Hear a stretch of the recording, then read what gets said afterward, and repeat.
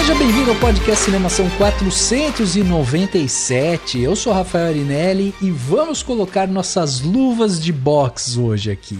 E para bater o papo comigo, eu trouxe duas pessoas especiais aqui, né, que vão me ajudar a analisar um filme. É isso aí, vamos falar sobre Creed 3 hoje e para bater esse papo temos aqui Domênica Mendes. Fala aí, senhor Rafael Arinelli, o senhor está bem? Tudo bem. Me inscrevi na academia, né?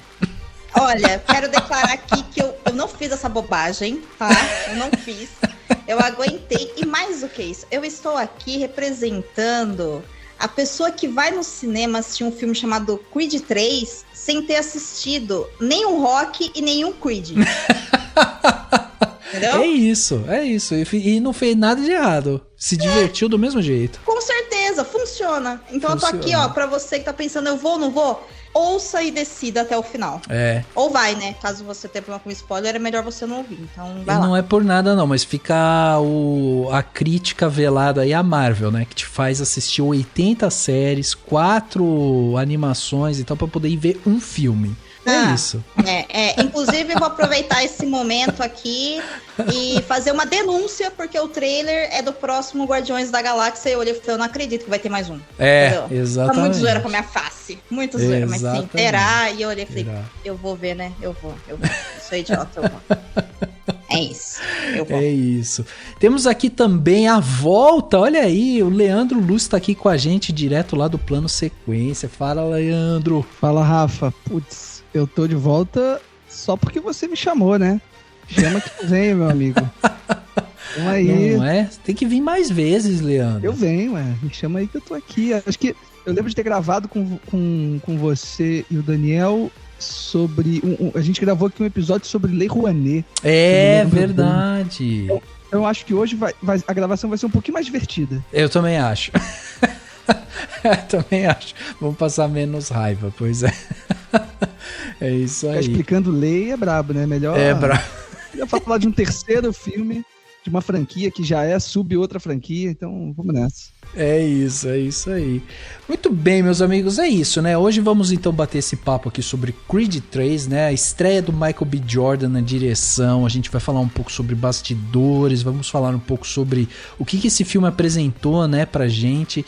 E lógico, né, você que já acompanha aqui o Cinemação sabe que vamos dar spoilers. Então, se você não gosta de spoiler, pula esse podcast, vai ouvir outro, tem 496 episódios para vocês ouvirem, então não precisa ficar, né, sofrendo aqui com os spoilers, pula, não tem problema, ou vai, né, ouve por sua conta e risco e depois vê o filme sem problema nenhum também.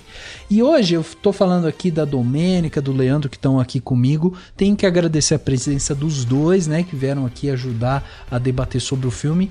Dô, queria que você se apresentasse um pouquinho mais aí para quem não te conhece, para você, né, falar também um pouquinho dos seus projetos. Conta aí pra gente. A gente tem quanto tempo? Pois é. Ai, mulher do business. Conhecida como pessoa ocupada. A dominadora do Notion, com várias páginas. É isso aí.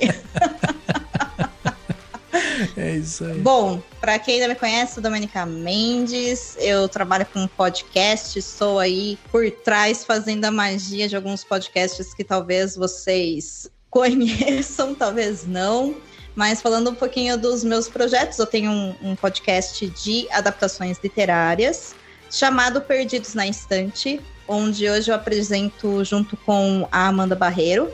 O Perdidos está há um bom tempo também na estrada. Eu acho que a gente está indo pro nosso 6º ou 7º ano já. Uhum. Além do Perdidos, tem o projeto O Podcast é Delas, que aproveitando que estamos aqui no mês de março, para quem já conhece o projeto e está esperando a campanha desse ano, a campanha será feita esse ano em julho.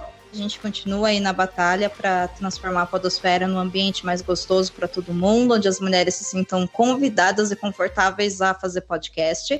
Boa. E além disso, estou aí na batalha editando audiobooks, editando podcasts, gerenciando Central 3, gerenciando os podcasts do Chico Felice e falando besteira, né, no Instagram, no Twitter, cuidando do Farofa do Paçoca, que claramente são muito melhores do que a gente, né, porque eu posto uma foto deles e eles ganham mais curtidas e RTs do que eu. É isso. Muito bom, Dô, É muito isso bom. aí. E Leandro, também se apresenta aí para quem não te conhece, vai ouvir sua voz aqui durante esse período, essa gravação aqui. Então se apresenta, né? Afinal de contas, você tem um podcast também já parceiro nosso aqui há muito tempo, Plano Sequência, né? Fala um pouquinho também do seu projeto. Pois é, Rafa, acho que nós somos podcasts irmãos, né? Cinemasão, Plano Sequência está junto já há um bom tempo. Eu imagino até que alguns dos seus ouvintes aqui também estejam por lá, espero que sim, e os que não estão conheçam, né? O Plano Sequência, que é esse projeto que a gente faz desde 2017. Já fizemos 5 anos aí de parceria juntos, eu, o Pedro Tobias, o Fernando Machado e a Marina Oliveira. A gente tá lançando sempre dedicado a algum cineasta, né? Então a gente faz um mergulho mesmo fundo na filmografia dos diretores, e os últimos programas que a gente gravou foram sobre 2 diretores que a gente ama muito, assim. O último foi sobre a Agnès Varda, né? Diretora franco-belga, maravilhosa, que nos deixou recentemente. Faz um mergulho bem bonito, assim, pela filmografia dela. E antes do programa dela, a gente fez um dedicado ao Steven Spielberg. 2, na verdade, né? A gente dividiu em 2, porque falar de Spielberg não tem como, né? Um só não dá conta. E é isso, assim. Mas para além do Plano Sequência, eu, junto com um amigo querido, Gabriel Ritter, eu desenvolvi um projeto também, um outro podcast, também sobre cinema, mas aí não só, né? A gente fala sempre de cinema e música junto, que é um podcast chamado Um Disco, Um Filme, que a gente começou a lançar, se eu não estou enganado, por volta de março do ano passado. A gente faz umas misturas doidas, assim, de discos que a gente gosta, enfim, que a gente admira, com filmes, né? Então a gente já misturou Belchior com David Lynch. Cara, que Bruce legal. Springsteen com John Burman. Sei lá, Dario Argento com David Bowie. A gente faz umas coisas meio doidas, assim, mas que faz sentido para o caminho que a conversa toma, assim. Então, recomendo que quem tá ouvindo aqui também dê uma olhada num Disco Um Filme. Os dois, tanto o Plano Sequência como Um Disco Um Filme, estão lá nas plataformas de podcast, né? Spotify, Apple, Google e tudo mais. Dê uma procurada lá que vocês vão achar a gente. Boa. E bom, prazer, Rafa, tá aqui de novo contigo, com a Domênica. Falar de Creed, né? Sim, o papo vai ser bom, bom. E achei ótimo a Domênica falar que nunca viu nada antes, porque aí a gente tem uma opinião muito fresca e talvez muito próxima a de muitas pessoas, assim, porque, sei lá, um blockbuster como o Creed 3, imagino que capte atenções de várias pessoas, sei lá, que vão meio desavisadas, então acho que vai ser legal. Exatamente, achou ótimo também, é isso mesmo. Gente, vamos fazer isso, vamos bater o papo então sobre Creed 3, mas vamos bater no segundo ato desse podcast, vamos lá. Hey, my man, can I help you? Let me get an autograph. Nah, I ain't signing no autographs, but you get off my car. Oh, homie. You don't remember me, huh? Come a long way from bumming rides from your mom. Damn. Boy, you had me. Damien. Yeah, just got back to the hood. Stopped by the old gym, but Yeah, we upgraded a couple years ago. see. Damn, it's Been a minute. in a minute.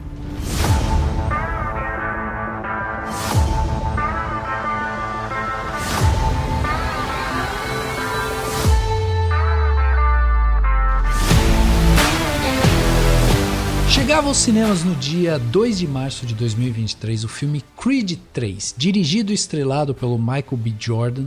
O filme volta à história de Adonis Creed, que após mais uma defesa de cinturão resolve aposentar as luvas. Agora, focado em desenvolver sua carreira fora dos ringues, o Adonis reencontra um amigo de um passado difícil e que volta para querer retomar a vida que foi tirada dele.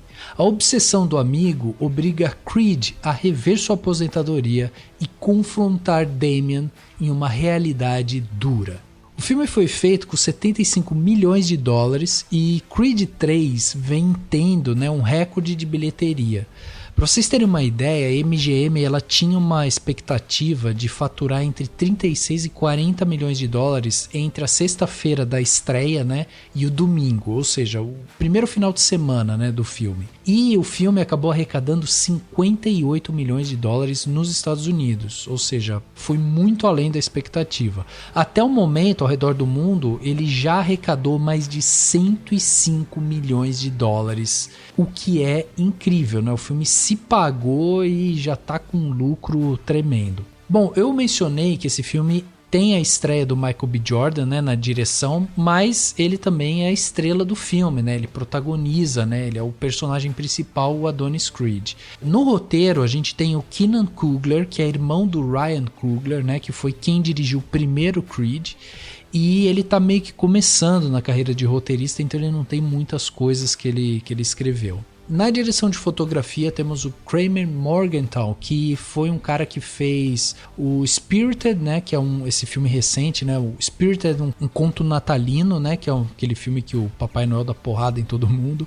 Ele fez também o Respect, a história da Aretha Franklin, e fez também o Creed 3. O filme ele é editado pelo Taylor Nelson, que fez o The Batman, Mindhunter, Garota Exemplar e outros filmes, e a música é do Joseph Shirley, que é um cara que fez as músicas de Trolls, Viagem Ruim e vários filmes do Jackass. E no elenco, eu falei aqui do Michael B. Jordan, né, como o Adonis Creed, mas nós temos também a Tessa Thompson, que faz a Bianca Creed, o Jonathan Majors, que faz o Damien, o Wood Harris, que é o treinador, né? Ele faz o Tony, o Little Duke. A gente tem também a Felicia Hachette, que é a mãe, né, do Creed, Marianne Creed. E temos também a Mila Davis Kent, que é a Amara Creed, né? Aquela garotinha que é a filha, né, do Adonis Creed e da Bianca Creed. Para a gente começar esse papo aqui, acho que é importante, né, a gente trazer algumas coisinhas de bastidores sobre Creed 3 que talvez as pessoas não saibam, porque assim,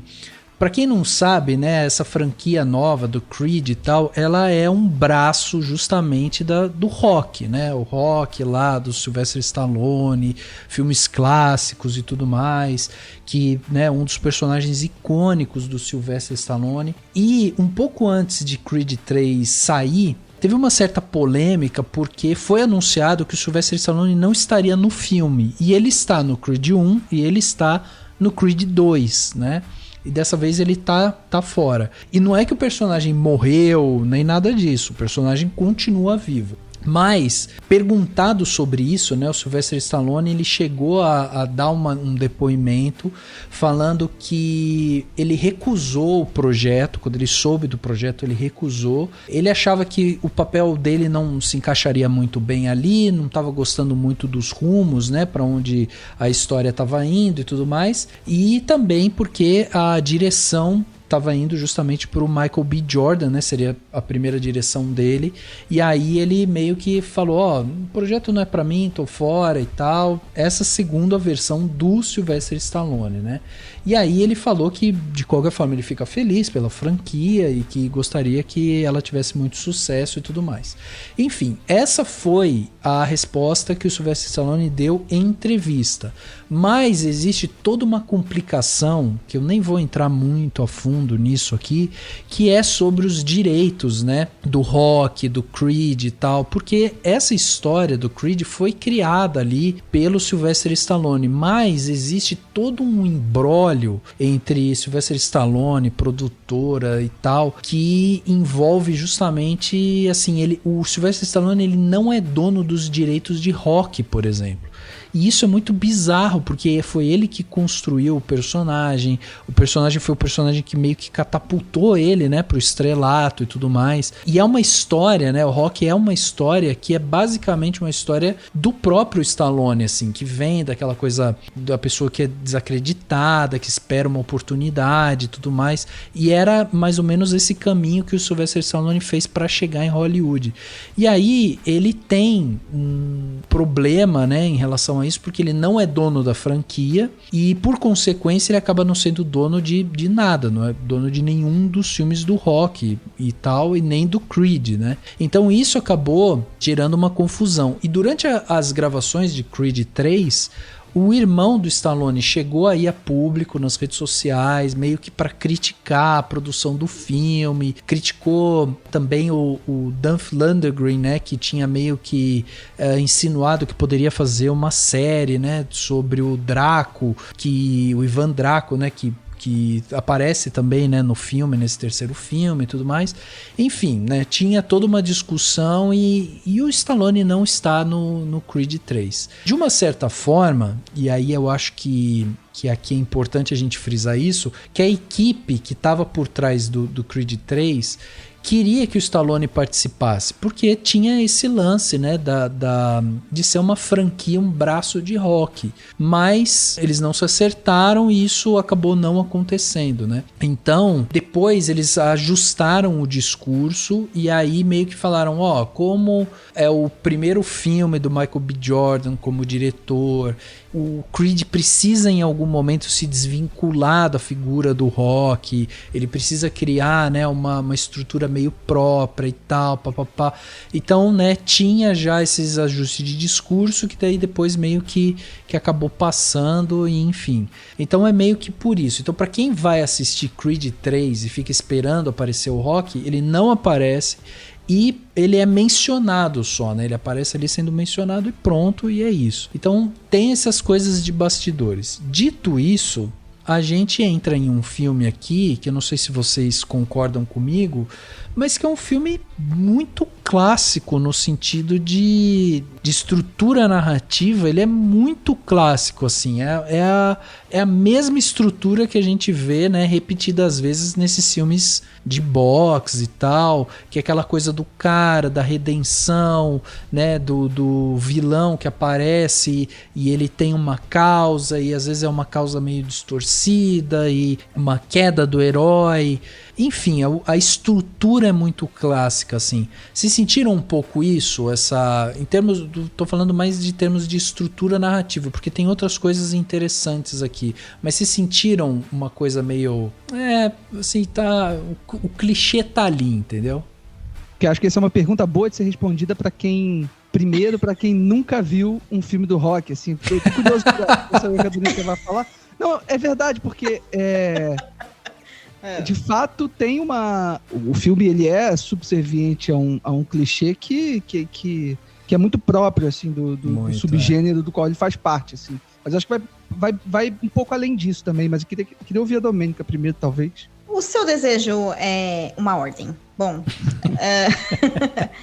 eu comentei, né, que eu nunca assisti rock, eu não assisti os Creeds, mas, gente, eu não vivo numa caverna, né? Eu sei quem é o rock, né? Eu sei que ele sobe a escadinha com F the Tiger, eu sei tudo isso, né? O que eu não sei? Eu nunca assisti um filme inteiro, nunca assisti nada além dessa cena da escadinha, que foi depois tema e inspiração para várias paródias e tal, né? E não assisti os Creed. Então, assim, pra mim, assistir o Creed 3, eu já tinha essa sensação quando eu topei gravar e quando eu fui pro cinema assistir, de que eu não teria dificuldade de entender a história, né? Apesar de ser um terceiro filme de uma franquia que está sendo criada a partir de outra franquia, né? Acho que deve ser o nono filme, né? Se considerar, acho que os Rock, é isso?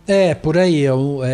São 6 filmes do Rock e 3 Creed, né, com isso. Então pronto. É o nono. É o nono filme desse multiverso aí do soquinho na cara, né? E aí, o que rola? Eu acho que ele é muito fácil de você entender, né? Ele tem uma narrativa muito simples. É a velha história do cara que chegou num ponto, muda de vida, aí aparece um problema que ele tem que resolver e ele é convidado a superar alguma coisa, né? No caso desse filme, a superação que acontece no ringue, na minha leitura, é a superação de uma culpa por um acontecimento do passado que a gente vai falar um pouco mais pra frente, né?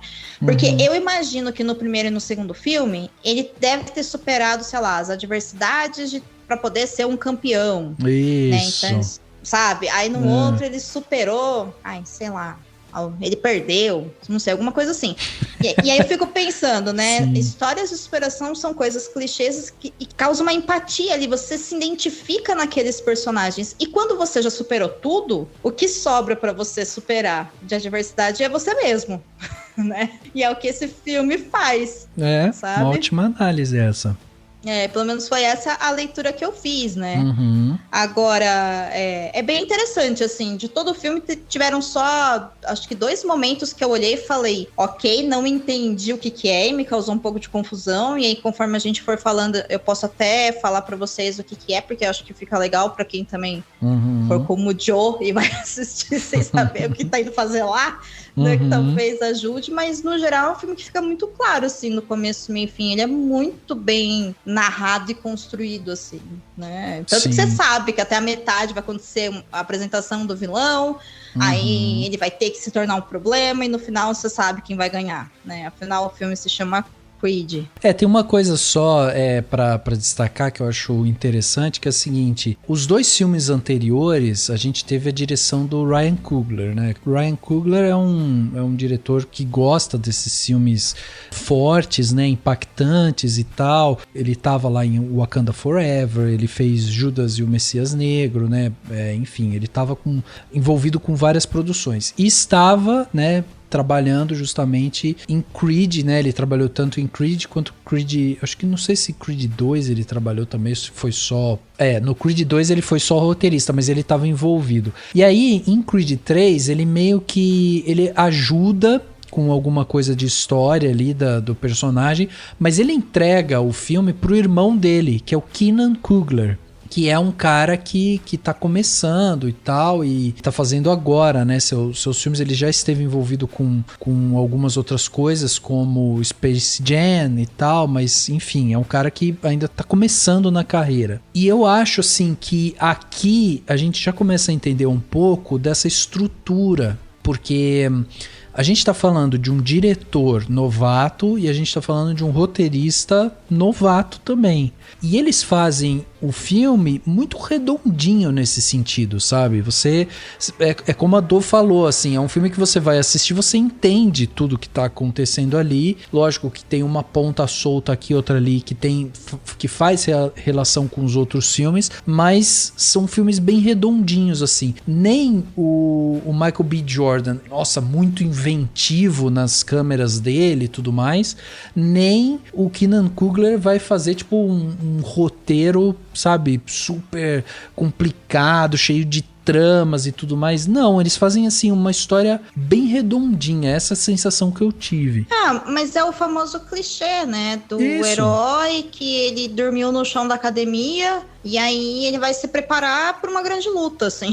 É a franquia inteira isso. É isso. Agora, a questão é como mostrar isso, que já foi contado várias vezes. E detalhe, em um filme de quase 2 horas, porque essa estrutura de vamos colocar o cara numa vida boa e depois aparecendo um problema e ele tendo que lidar com aquele problema e depois ele voltando, né, pro ringue, é uma história que caberia aí naqueles famosos 90 minutos, né, a 1, 2 e 3, que eu imagino que o primeiro Rock deve ser assim. Sim. Imagino. Sim. Aqui a gente tem meia hora a mais de filme, mas essa meia hora é uma meia hora que eu no cinema não senti passar. Sabe? Tanto que assim, a hora que eu percebi que, ok, está me apresentando agora um embate, né, entre, com aspas, que não seria um vilão, na verdade, é um adversário, né? O adversário. Mas a hora que ficou claro pra mim, assim, qual que era o rolê dele com Creed, né, do Damian, eu bati a mão no relógio, tava exatamente ali próximo à metade do filme. Aí eu parei e falei, bom, tá bom, deve faltar aqui, então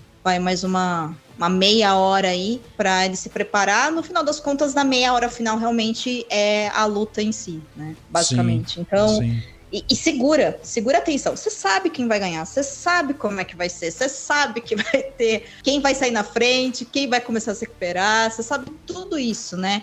E, inclusive, quando acaba a luta em si, tem uma ceninha extra ali, que eu olhei e falei, ok, né? Pra mim não sobrou, sabe? Porque poderia acabar com simplesmente quem ganhou, ganhou e acabou ali, né? Mas Sim. o filme não é sobre isso. O filme é sobre esse retorno, esse acerto de contas, né? Sim. Dele, no caso, né? Com passado dele e tal. Então, eu achei bem redondinho.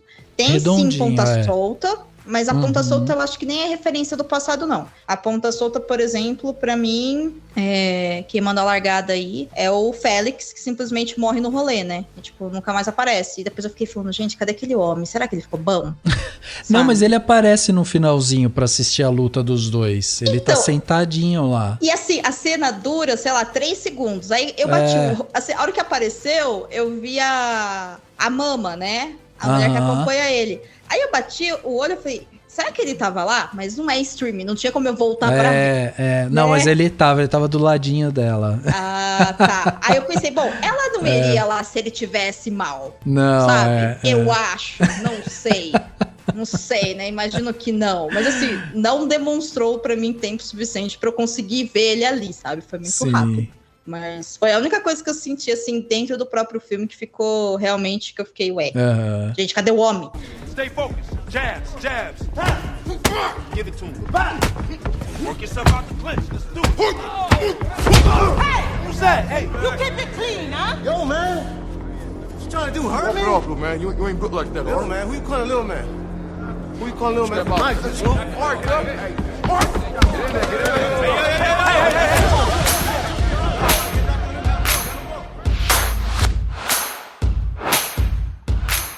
Eu acho assim que tem muita coisa pra falar, só disso que você perguntou, Rafa. Eu acho que sim, eu concordo com vocês que o filme ele tem um mapa que ele não foge muito do que se convencionou pensar em filmes de esporte de forma geral, né, que tem a ver com superação, como a Domênica falou, mas também especificamente filmes de boxe, que aí a gente pode pensar, óbvio, na franquia toda do Rock, mas também em outros filmes de boxe do mundo, Todo Indomável, etc. É óbvio que ele segue um pouco uma espécie de cartilha, e acho que até que ele segue um pouco demais.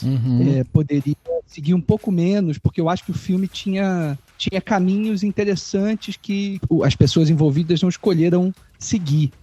Mas eu acho que, assim, comentando só duas coisas que a Domênica falou, que aí eu vou jogar aqui a minha paixão mesmo pela franquia do Rock, assim, que eu gosto muito, assim, de pequeno. Sei lá, meu pai gostava muito da franquia, eu assisti quando era criança, depois revi quando eu fui adulto, depois revi tudo de novo quando, em 2015, né, anunciou-se o lançamento do primeiro Creed. Eu gosto muito dessas histórias, acho que nem todos os filmes, obviamente, são bons. Eu acho que tem dois grandes filmes na franquia do Rock, que é o primeiro e o sexto filme, e algumas outras coisas bem acertadas no meio do caminho, algumas coisas bem horrendas e algumas coisas curiosas. E aí a Domênica falou, né, tô vendo o filme do Creed e é óbvio que o nome do filme é Creed, então eu sei que esse personagem vence. Não é bem assim. O primeiro Rock, o Rock perde no final. Ele perde a luta pro Apollo. O sexto Rock, que é esse, né, tentando fazer esse primeiro, essas duas pontas, né, o início e o fim da franquia Rock, ele também perde no final. E o primeiro Rock, especificamente, né, enfim, um filme que tem admiradores e tem detratores, né, um filme de 1976, dirigido pelo John D. Avildsen, um filme que ganhou o Oscar de melhor filme, em cima de vários outros filmes maravilhosos. É um filme que ele é muito diferente do que as pessoas podem pensar de um filme de boxe. Né? Essa coisa essa fórmula que a gente está falando aqui, que eu acho que está muito aplicada a todos os outros filmes da sequência da franquia, eu acho que ela não está tão aplicada assim no primeiro Rock. O primeiro Rock é um filme que também tem 2 horas de duração, e é um filme também extremamente cadenciado.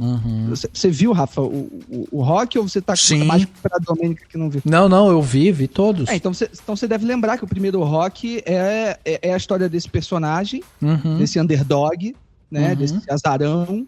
Já desistiu, na verdade, da sua carreira como lutador. Ele faz ali uns trabalhinhos de crime, de agiota, né? Vai cobrar dinheiro dos outros, não sei o quê. E aí ele, enfim, percebe uma possibilidade de arriscar a engatar na luta de novo, no boxe, né, no esporte, e sobretudo por uma relação muito pessoal que ele constrói com a Adrian, né, interpretada pela Talia Shire, que é a esposa dele, que se torna namorada, esposa dele no primeiro filme e nos filmes seguintes, né? Então, eu acho que essa semente mais dramática que tá lá no primeiro Rock, eu acho que ela é muito bem aproveitada, tanto no primeiro Creed, quanto aqui nesse terceiro filme da franquia. O filme, ele se permite, e eu achei isso muito legal, e aqui tô falando do Creed 3, ele se permite uns tempos mortos que não é tão comum, assim, de se ver. E eu gosto disso. Esses tempos mortos, eles estão, entre aspas, claro, né? Estão ali, sobretudo, relacionados à ideia das relações familiares que estão sendo construídas, né?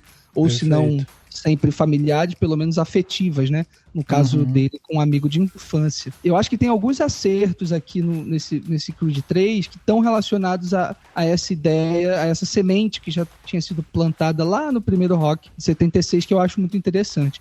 É uma pena que no meio do caminho se opte por uma virada um pouco mais esquemática, né? Que tem a ver com o que se torna o vilão do filme, o Damon Anderson, interpretado pelo Jonathan Majors, que é esse personagem, né? Esse amigo do Adonis, do Creed, que por uma questão ali cruel da infância, é preso por conta de algo que o próprio Creed aprontou, né? Quando eles eram crianças. Então, o Creed tem que lidar com essa culpa e com o retorno desse amigo, que de alguma maneira vai ocupar ali a vida dele, a princípio de uma maneira que eu achei muito, muito bonita e muito delicada. Sim. Mas que depois, nessa virada, né, do segundo ato, ele se torna um pouco mais esquemática, mais vilanesca, assim. Sim.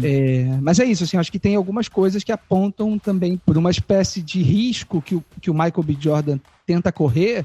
Não corre muito, mas tem um pouco de risco. Eu acho muito legal, assim, pensando que é o primeiro filme do Michael B. Jordan. É óbvio que o Michael B. Jordan tá num lugar de muito privilégio para dirigir um filme sobre um personagem, sobre um tema, sobre uma história que ele conhece muito bem, né? Afinal de contas, ele já tinha feito 2 filmes dentro desse personagem. Então, acho que ele tá muito, muito à vontade para pegar esse projeto como o primeiro projeto dele de diretor. E acho que é por isso que ele consegue se arriscar aqui e ali. Eu acho que tem um negócio interessante quando você faz essa menção, né, essa lembrança rock. Eu acho interessante porque, assim, aqui a gente percebe que é o primeiro filme onde ele tá desgarrado mesmo da franquia do Rock, no sentido de que a gente não tem o personagem, até por isso que eu contei a historinha antes, né, do que aconteceu nos bastidores, mas assim, o fato da gente não ter o personagem do Rock já dá ao Adonis, né, assim, a autonomia de contar sua própria história. Só que a essência do Rock tá ali, porque inclusive os 2 primeiros filmes tiveram a mão do Sylvester Stallone. E aquela mensagem que a gente teve, eu acho que é no Rock 6, né, Leandro, que ele fala sobre, não é o quanto você bate, mas o quanto você aguenta apanhar, né, eu acho que é no 6, né, que ele fala isso. Sim. Então, essa essência do Rock, do quanto você aguenta apanhar e tal, é isso, assim, é essa a essência desses filmes que estão ali ao redor, né, dos filmes do Rock, Creed e enfim, o Rock, os filmes clássicos, os filmes mais recentes e tudo mais. Então eu acho que isso é interessante da gente observar. E aqui eu acho que existe um exercício que o Michael B. Jordan acaba fazendo na sua direção, que é a seguinte: ele trabalha com algumas coisas que eu acho que ele traz coisas clássicas, assim, sabe? Meio que dá quase a entender que ele quer fazer uma brincadeira mesmo dessa de vou pensar lá na sua memória, para você que conhece Rock, que assistiu Rock, eu vou pensar na sua memória isso, que é o quê? É, primeiro, esse cultivo ao corpo masculino, sabe? Ele faz todas aquelas cenas, ele sem camisas, os corpos todos, né, brilhantes, parece que passou um óleo neles, assim, e tal. E isso tinha muito também, né, no Rock e tal. Então tinha uma coisa de mostrar o músculo e tal, uma coisa meio anos 80, 90 ali. Então ele faz meio que uma recuperação disso. Para isso ele trabalha muito também com uma câmera mais fechada, então ele não vai fazer uma câmera tipo de, sabe, com uma profundidade muito grande ou grandes, sei lá, um movimento muito grande para mostrar ali, né, o ambiente e tal. Ele trabalha sempre com uma coisa muito próxima do personagem também.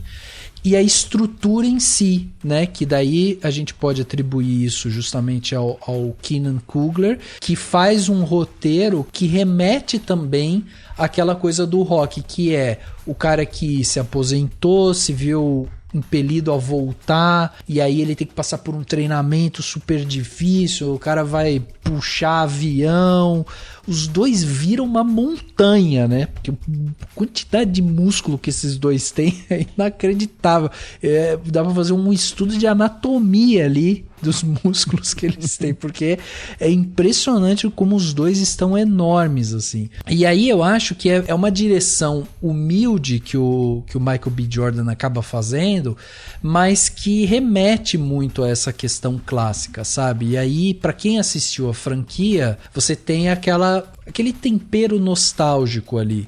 Para quem não assistiu, eu acho que ele evoca novamente essa questão do poder e tal. E uma coisa me chamou a atenção quando a Domênica estava falando, que ela estava falando sobre a questão de subir no ringue, e aí ali você resolveu os seus problemas. E isso também é muito Rock, né? É tipo você deixar todos os seus problemas para trás, e é a partir do ringue onde você vai subir ali, e aí você vai ter que resolver as suas questões, porque no ringue você tá ali, tá sozinho. E aí volta para aquela questão que a Domênica estava falando, de que agora é o momento dele se enfrentar. E o ringue, e aí essa questão da luta de boxe tem muito disso. Você enfrenta o oponente, mas tem um jogo psicológico ali muito forte. E aí o Michael B. Jordan vai fazer uma direção em que ele quando ele tenta brincar um pouquinho, ele é feliz nisso, sabe? Por exemplo, eu achei que eu achei muito legal as câmeras lentas que ele fez, sabe? Pra mostrar a potência dos golpes e tal. Isso é algo meio inovador na franquia, assim. A gente não tinha com essa qualidade, com esse requinte visual, assim, sabe? Da luva batendo e a pele, os músculos todos se movimentando, uma coisa muito, sabe, de potência. É a máquina humana, a máquina do corpo humano e tal. Isso ele vai trazer pra gente. Depois aquele ar poético que ele coloca no meio da luta, né, entre o Creed e o Damien, que ele some com a plateia, e aí ele sobe com grades da prisão e tudo mais. Tem um quê poético ali, que também é algo que a gente nunca viu isso acontecer. A gente tinha, às vezes, no trabalho meio que de som, né? Às vezes era um abafado do som, às vezes ficava um silêncio e você ia observando aquilo ali. Então eu acho que tem, assim, algumas inventividades que o Michael B. Jordan faz, mas sempre de uma maneira muito humilde, muito cautelosa, assim. Ele tenta não pesar muito a mão em nada, porque ele sabe que ele tá sendo introduzido, né, dentro dessa parte da direção de uma forma familiar, né, vamos dizer assim. Ele está sendo introduzido de uma forma familiar, porque é como o Leandro falou, ele conhecia o personagem, ele já conhecia o universo, era o melhor ambiente possível para ele estrear como diretor. E aí aqui eu vou fazer também uma outra menção a Rock, porque se o primeiro Rock é um reflexo do que foi o Stallone, né, de um cara humilde que buscava sua primeira chance e tudo mais, tem muito da história do próprio Stallone no primeiro Rock. Aqui a gente tem uma coisa muito similar com o Michael B. Jordan. O Creed é um cara que aposenta as luvas para colocar o terno, né? E ele fala que com o terno ele também pode fazer muitas coisas importantes. Só que ele tá numa posição diferente, que ele não tá acostumado. E a gente pode fazer esse mesmo olhar pro próprio Michael B. Jordan, né, que é um cara que saiu de frente das câmeras e foi para trás das câmeras para fazer algo também diferente, assim, é como se o Michael B. Jordan estivesse vestindo o seu terno, né? Ele sai dos holofotes de uma certa forma, porque ele ainda assim atua, mas ele vai para uma outra parte um pouco mais conceitual e tal, e não é a mesma coisa. Então tem umas certas similaridades, por isso que eu acho que ele faz um trabalho redondinho também nisso, sabe? Ele consegue apertar os botões certos e entregar um filme que traz a potência do boxe, essa invocação da nostalgia, ele traz, né, a potência dos personagens ali, a tensão que precisa ser colocada, ele coloca e tudo mais. Então, pra mim, assim, o filme ele tá bem redondinho nesses aspectos, sabe? Agora eu acho curioso que o início do filme é justamente uma cena do Creed se aposentando, né?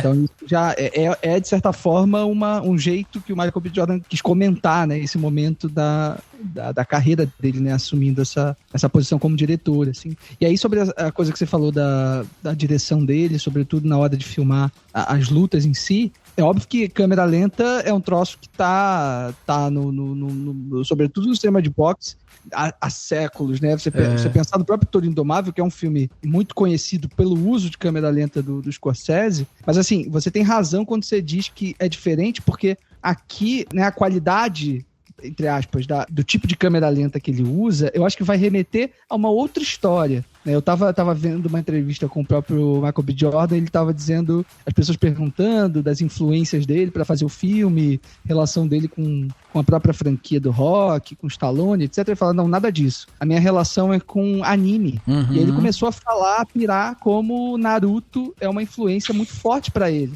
Ah, pronto. E isso tem muito a ver, talvez, com a geração dele. E com, né? E assistindo ao filme, na hora eu não pensei em anime, até porque eu não sou um grande fã de anime. Talvez Dragon Ball Z tenha participado da minha vida em algum momento, mas tirando isso, não conheço nada. Mas quando eu li essa entrevista, eu reconheci. Eu falei, bom, é verdade, assim, tem uma qualidade de anime muito forte na forma como ele filma essas lutas, na forma como ele cria, né, essas câmeras lentas e na forma como esses corpos estão ali em cena, né? Você tem toda uma... Ele tenta trazer a coisa do épico, né, dessas cenas longuíssimas de lutas de anime para aquele momento ali do ringue, né? E eu acho que encaixa bem com o que ele, né, com o que ele tenta propor ali como diretor, né? Eu acho também. É só uma coisa também que eu acho legal, é que é pensar como que a tecnologia ela bate nesses filmes, né? Nesse tipo de filme. Um filme como, né? Um tipo de filme como esse, um subgênero como filme de boxe, sei lá, né? Filme de esporte / enfim, sei lá, qualquer coisa, que, né, vem de muito tempo e como é que a tecnologia influencia, né? Uhum. O Rocky Balboa, que é o 6º filme da franquia, que aliás foi dirigido pelo próprio Stallone, é um filme que traz isso muito forte, né? O filme começa com uma cena feita, eu não lembro se era uma ideia de realidade virtual ou se era só uma coisa de videogame mesmo na época. Acho que era mais uma ideia de videogame, né, de 2006, acho que é por aí. 2006, né? 2006, né? Uma luta entre o próprio Rock e o cara que era o grande campeão da época, né? Isso, o Rock já velho, não sei o quê. Então o pessoal recria no videogame como seria uma luta do Rock com esse cara bambambam da atualidade. E aí, na luta do videogame, o Rock ganha. Uhum. E aí o cara fica puto da vida e desafia o Rock. Fala, não, pô, como assim? O cara todo orgulhoso e tal. Como assim você ganha de mim? Claro que não. Ele faz uma piada, né? E o Rock decide lutar com ele. E aí, mais uma vez, uma história de superação e tudo mais. Obviamente, desenhada por uma relação muito forte com o filho dele, que é o tema principal do 6º filme do Rock e tudo. Uhum. Mas aí tem isso, né? Essa coisa da tecnologia agindo sobre a trama do filme, né? E aqui você tem agindo sobre a forma do filme. So, Miss Producer, when's your next show? I don't really perform like that these days. Yeah, I took a break because I was having some issues with my hearing on stage. And now I'm trying to be careful and preserve what I got left. So, I'm producing. Yeah. Not anytime soon. Still hard to get that part up, though. Right? Yeah, it's not the only thing I love, but it takes work.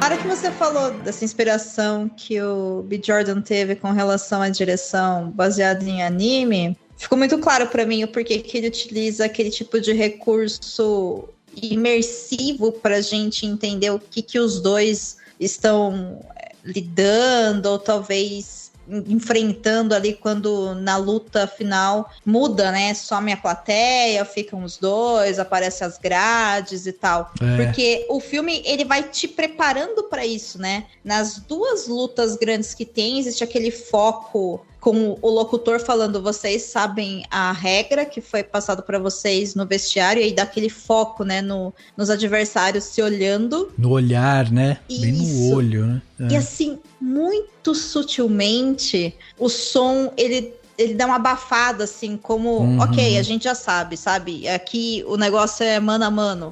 E quando os dois estão ali se enfrentando, e conforme eles vão realmente se libertando, né, dessas amarras que eles têm, e enfim, aí tem todo o discurso, né, de até agora que você fez foi boxe, então agora, tipo, luta e tal, né, enfim, paralelos aí de diálogo, do tipo, enfrenta logo o que você tem que enfrentar, né, que é o seu passado, acerta essas contas logo, boa, vamos jantar. Ele coloca também isso de uma forma muito bonita nessas cenas que muda o cenário, que poderia, inclusive, ficar cafona pra caramba e acabar com o filme inteiro. É verdade. Entendeu?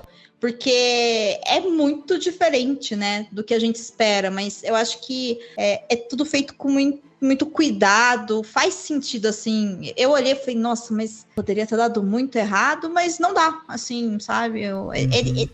Ele dá aquela lambida no cafona, né? Mas passa, mas eu imagino que vão ter pessoas que vão olhar e vão falar, nossa, mas que saco, eu precisava, que redundância, nananã. E é meio que um gosto pessoal de cada espectador, né? Mas pra mim, eu olhei e falei, ok, sabe? Ficou muito claro, assim, que era realmente os dois. Inclusive, eu imagino, e naquele momento da cena, me veio muito isso à cabeça, que quando você tá, de fato, num ringue, só existe você e o oponente. Exato. Sabe? Não existe mais nada. Inclusive, o Rafa comentou essa frase que é muito importante pro personagem do Rock, né? Do não importa quanto você... quantas vezes você caia, né? Mas sim quanto você apanha. E o Michael B. Jordan, ele enfim, os roteiristas e tudo, eles recriam mais ou menos essa frase aos moldes da personalidade do Creed, né? Da caracterização do personagem do Creed. Que aí não é mais importa o quanto você apanha, mas sim, ele fala, o que importa é o quanto você se mantém focado. Ele fala isso pra filha naquela cena em que eles dois estão treinando, né? De brincadeira ali no saco de pancadas e tal. Então, eu acho bonito como, ainda que fazendo uma menção, né, à história do Rock, esse filme, de alguma maneira, ele se sustenta em pé, sem a figura do Stallone, né? E o que é mais bonito, assim, o filme cria bons personagens, né? Eu acho que o próprio Adonis Creed é um bom personagem, acho que estava lá desde o primeiro filme. O segundo eu não gosto, acho dos três o pior. Esse eu já acho que ele retoma um pouco o fôlego. Eu também acho. E aponta para um caminho que eu acho interessante. Eu só acho que essa frase que ele fala para a filha dele, né, me chamou muita atenção, porque eu senti que foi muito para mim essa frase, porque ele fala, muitas pessoas pensam que é sobre violência, e na verdade é sobre tempo, foco, e ele fala mais alguma palavra que eu não me lembro, né? E eu olhei e falei, ai... Sabe? Foi ok. Aí eu olhei e falei, cruzei o braço, foi ok, me convença. E eu acho que isso pode até ser uma referência, enfim, né? Que os roteiristas fizeram, a franquia original e tal. Mas dentro desse filme, eu acho que isso mostra muito quem é o Creed, sabe? Sim. Que pra ele é isso, porque os dois, né, adversários, eles estiveram numa situação e o que o Creed fez de errado foi que ele perdeu o controle e correu. Então ele tá o tempo todo em busca desse outro controle, sabe? Então acho que isso fala muito sobre ele, enquanto, enfim, ouvindo aqui o que vocês estavam falando a respeito do Rock, da história do Rock e tudo mais, o que o Rock precisava era continuar, né, aguentando as porradas que ele levava. Então, assim, de novo, né, é o tal do conhece a ti mesmo, de supere quem você é, sabe, fortaleça seus pontos fortes, mas são personagens diferentes, não é o mesmo personagem, né, o Rock não é o Creed não é o Rock, mas essa ideia dessas frases de efeito, elas estão, enfim, pode ser uma característica da franquia, sim. Inclusive, o final desse filme, a hora que eu levantei do cinema, eu falei, finalmente eu entendo por que as pessoas lutam boxe, sabe? Porque assim, né, é um ambiente controlado com regras claras e objetivas, onde a gente vai se bater e acabou, cada um segue a sua vida, né? Claro que ele coloca uma história de superação, dos dois se entendendo e não sei o quê, mas eu sempre assisti essas lutas e ficava, gente, não faz sentido, sabe? Não entendo. Por que você vai lá pra bater na cara dos outros e levar soco? Mas não é sobre isso, né? É sobre o tal do controle, de um ambiente controlado e tal. Eu acho que tem a ver com a ideia de performance. Porque não só no esporte, mas se a gente for fazer uma analogia talvez um pouco mais próxima da gente, sei lá, pensando na ideia do próprio ator. ou pensando no teatro, ou pensando... vamos pensar no teatro, acho que é melhor, até porque eu tô querendo dizer aqui. A hora que o cara pisa no palco, me parece que a relação com a própria mente, né, é a mesma. Você precisa lidar com o tempo, você precisa ter foco, e você precisa mentalmente estar inteiro ali. E eu acho que essa é a relação que é bonita, sabe? Quando a gente pensa no boxe, assim, para além da violência. Enfim, óbvio que há violência. Os caras quase perdem o olho, perna, braço. Então, mas o lance é que depois de assistir esse filme com essa explicação, eu não sei se eu considero violência. Porque, assim, violência é um ato de você machucar alguém sem ela querer. Se você se dispôs ali, são regras e os dois se machucou, isso não é violência. Depende de como você enxerga a coisa, né?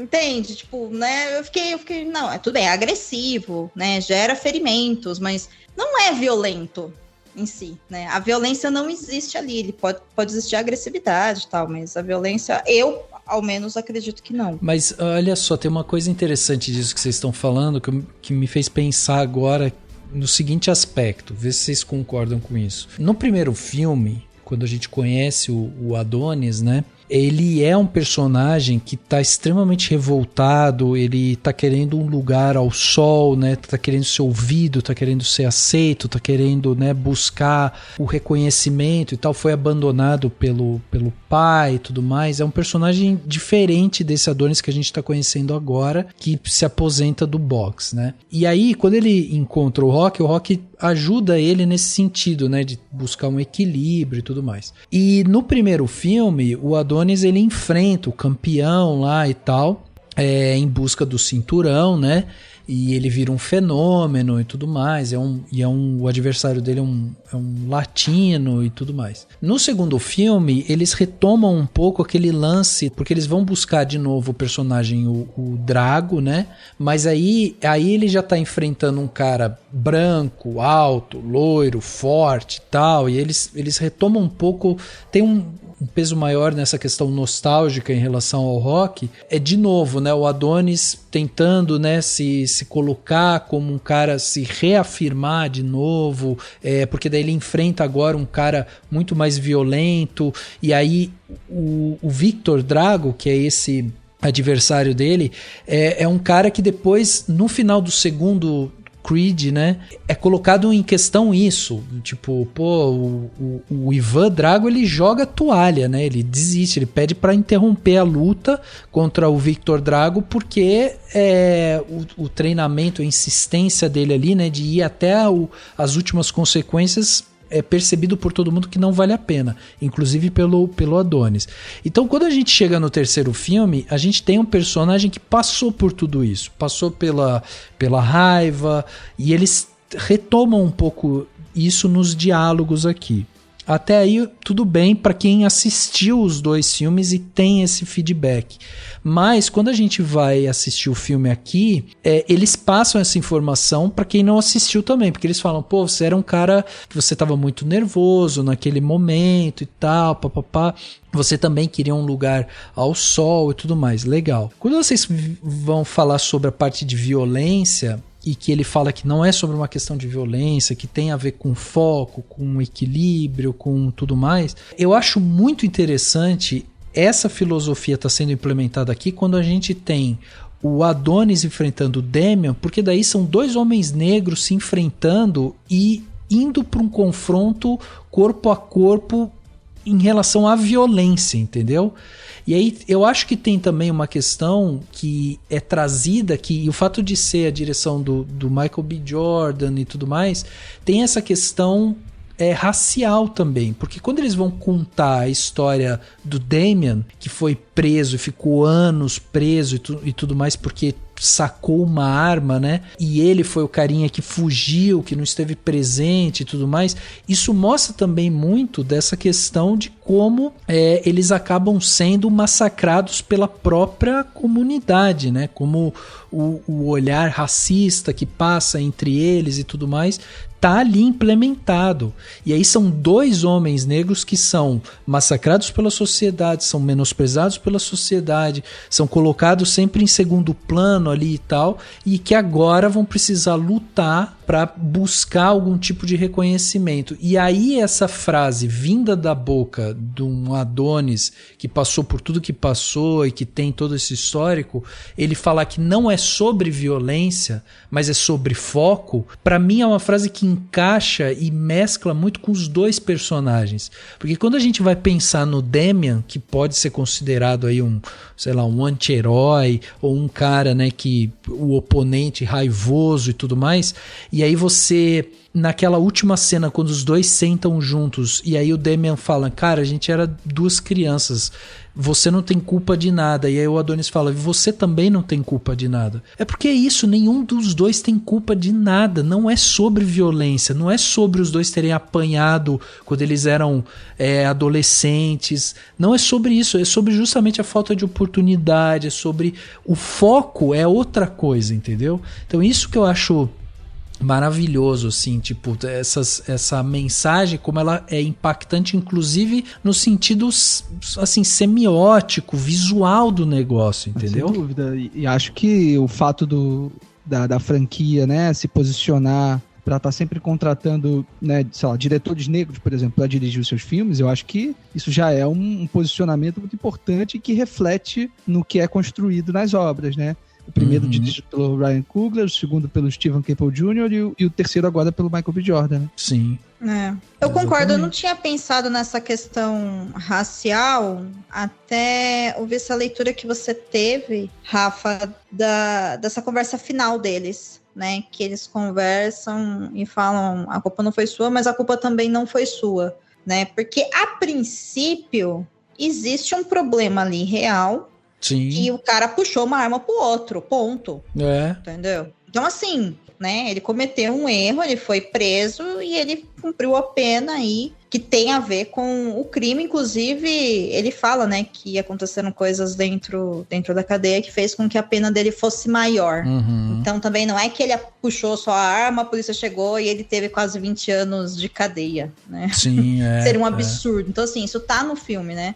Mas essa leitura de que, olha, a culpa não foi sua, eu não tinha parado pra pensar realmente nesse quesito de, olha, você andava com aquela arma e, assim, você fez uma coisa errada, mas não é que você procurou aquela coisa errada, né? Não era fácil pra ninguém. Exato, né? exato. Então, realmente é uma leitura bem, bem interessante essa toda. Inclusive, eu acho que esse filme, não é que ele falha, sabe? Mas o primeiro ato do filme, quando o Damian volta e acaba encontrando o Creed, e aí eles vão lá e comem juntos e tal, e aí o Creed fala pra ele, o que você quer? E ele fala, eu quero ser o cara que eu deixei de ser quando eu fui preso, né? Eu ganhei e eu quero, enfim, eu quero ser o eu. Beleza, até aí ok, ele vai lá, treina o cara e tudo mais. Existe a virada quando ele ganha do FedEx, que era uma coisa que não estava planejado.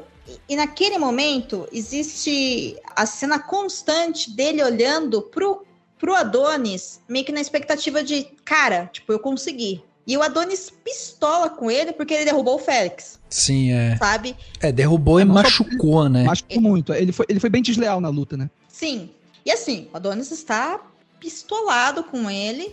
E ok. E aí tem, enfim, o primeiro embate dos dois, né? Que aí a mãe mostra lá as cartas. E aí, pra mim, essa foi a primeira coisa que ficou meio no ar, que eu falei, com certeza isso aqui é uma referência aos filmes que eu não tenho background, que é quando ele vê a foto do Damian com aquela galera e ele tá do lado de um cara. E aí eu olhei e falei, ok, tem alguma coisa aqui que eu perdi, que eu não sei o que é.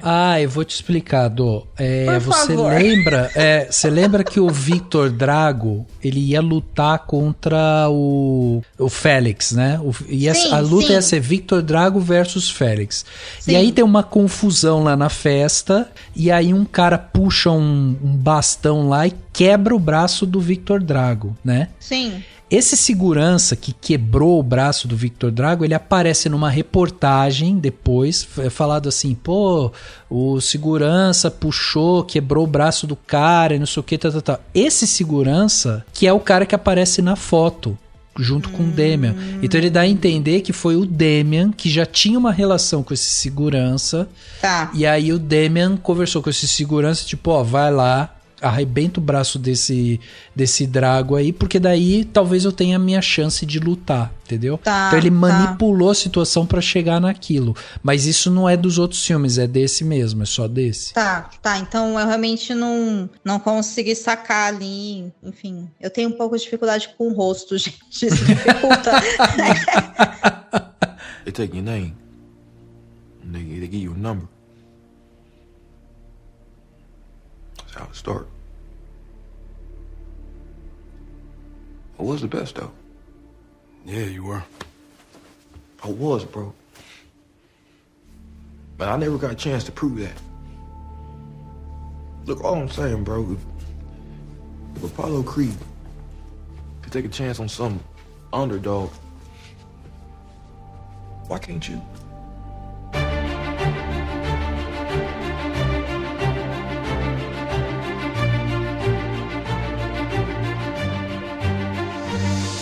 Essa cena que você falou, eu acho um dos melhores momentos do filme, na verdade. Esse momento em que ele ganha a luta, né? Ele nocauteia o Félix. E ele olha, né, pro Adonis com aquele olhar de tipo, meu amigo, obrigado, por favor, me admire aqui, venha comemorar comigo essa luta, assim. Valide, Sim. né? Eu consegui.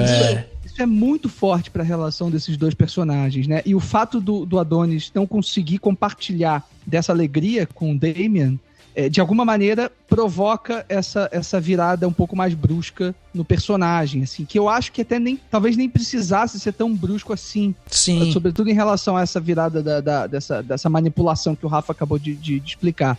Porque aquilo já é muito forte por si só, né? E eu acho que o ator, o Jonathan Majors, ele faz uma parada que é muito foda, muito forte, assim, nessa cena. O rosto dele, a expressão corporal, um misto de alívio, alegria, euforia, cansaço. Ele traduz tudo nesse olhar, né? E o Jonathan Majors é um ator muito legal, assim, não sei se vocês lembram, mas ele tava no Destacamento Blood, do Spike Lee. Sim, sim. Ele é um dos personagens ali que tá naquela missão, né, de resgate e tudo. E ele, pra mim é um baita personagem, assim, que até esse momento eu tava achando brilhante. Tanto o personagem em si quanto a atuação do Jonathan Majors, né? As próprias cenas do Damian no jantar, né? Lá na casa do Adonis, a relação que ele estabelece com a esposa do Adonis, né? Interpretada pela Tessa Thompson, esqueci o nome da personagem, Bianca. A Bianca Creed, que estabelece uma relação muito bonita entre os dois, né? Porque, de alguma maneira, o Damian projeta toda a frustração dele com o Adonis na relação que a Bianca tem com o Adonis, né? No sentido dela tá por trás das artistas que ela grava, né? Ela era uma cantora e por conta dos problemas auditivos passa a só produzir e tal. E existe uma frustração dessa personagem também, que eu acho, aliás, poderia até ser bem melhor aproveitada. Eu acho que a Tessa Thompson fica um pouco largada ao longo do filme. Também acho. Mas que também é bem boa, né? Essa relação que ele estabelece com ela. Uhum. Mas eu acho que é porque esse lance todo com a Tessa, é íntima, né? Com a Bianca e o Adonis, talvez esteja mais vinculado a essa ideia dessa mensagem que a gente falou alguns minutos atrás, de que, olha, as pessoas pensam que é sobre violência e não é. Porque existem várias formas de você lidar com as merdas, né, que você tem com relação a outras pessoas ou com você mesmo. Uma dessas formas é você processar através da fala e do entendimento, que é o que ela faz, porque ela fica o tempo todo falando pro Adonis, né? Você precisa falar sobre o que você sente. Sim. Você precisa falar. E ele vai pela linha do eu preciso socar, que é onde que eu consigo descarregar, né? E aí a grande pergunta é, aonde que existe certo ou errado? Não, existe aquilo que funciona pra você. Então acho que é mais pra reforçar essa ideia de que existem várias formas de você, né, lidar com o seu HD interno e as suas frustrações e desejos e tudo mais, sabe? Acho que tá mais vinculado a isso. Porque, assim, eu não vi a relação que ele tem de proximidade com ela como uma coisa vilanesca, do tipo, olha, o cara tem uma mulher, eu vou ferrar o casamento, sabe? Não. Eu acho que não é muito sutil. É muito sutil. É quase como ele buscando uma validação dela também, né? Tipo, você não fica frustrada de outros estarem cantando a sua música? Perfeito, é isso? Não fico, não. Mas Mas tem certeza que você não fica? Porque os outros que estão brilhando, tipo, valida isso, porque eu estou prestes a fazer uma coisa que não vai ser legal, que eu vou manipular toda uma situação e eu quero uma validação, entendeu? E ela não dá essa validação pra ele, né? Ela dá uma segurada, mostra outro caminho, assim. E eu queria só destacar também que a gente tava falando do Jonathan Majors. Cara, eu tô cada vez mais apaixonado por esse homem, assim. Tô achando ele um... Como não? Como não? Eu acho ele um ator, assim, impressionantemente expressivo, sabe? Ele é um cara que... A cena, pra mim, quando eles vão comer pela primeira vez, que ele taca pimenta na comida e tal, e aí ele vai explicando, vai contando um pouco deles e tudo mais. Ali, pra mim, tá o fundamento do personagem, sabe?